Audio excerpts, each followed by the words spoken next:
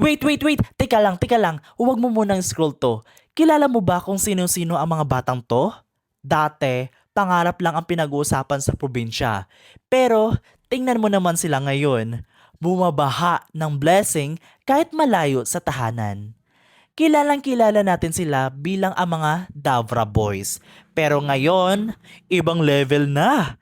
Lumalaban at nagpapakitang gilas na sila para sa Lasal Subil Archers. Sina Matt Cayetano, Maki Pellegrino, Raisus Bajenting at JM Sanoria. Mga pangalang patuloy na gumagawa ng sarili nilang ingay sa mundo ng basketball. Tingnan nyo naman ang mga ngiti nila sa mga litratong to.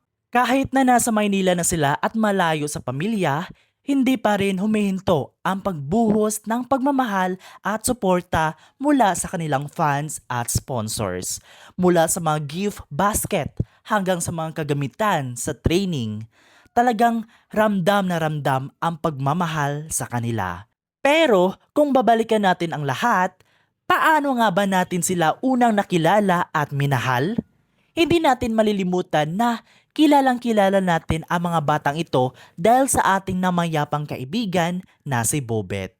Si Bobet ang isa sa mga naging dahilan kung bakit napalapit ang puso ng marami sa Davra Boys. At kahit na wala na siya ngayon, ang alaala at ang aral ng pagkakaibigan na iniwan niya ay patuloy na nakatatak sa bawat isa sa kanila. Sa bawat laro, sa bawat pawis at sa bawat tagumpay ni Matt, Maki, Raisus at GM sa Maynila, dala-dala pa rin nila ang simpleng pangarap at ang inspirasyon mula sa pinagmula nila. Hindi madali ang maging student athlete sa Maynila. Puno ng sakripisyo, puyat sa pag-aaral at pagod sa pagsasanay. Kaya naman, nararapat lang na makatanggap sila ng ganitong suporta at blessings. Ang kwento ni Matt, Maki, Raisus at GM ay patunay na kapag may pagsusumikap, kababaang loob at magandang pagkikitungo sa kapwa, hindi ka kailanman pababayaan ng mga taong naniniwala sa iyo. Sa ating mga Lasal Subil Archers, ang ating Davra Boys, patuloy lang sa pag-abot sa inyong mga pangarap.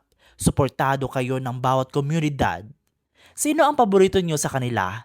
Mag-iwan ng mensahe para sa Davra Boys sa comment section at huwag kalimutan i-like at i-share ang video nito. Maraming salamat sa panonood.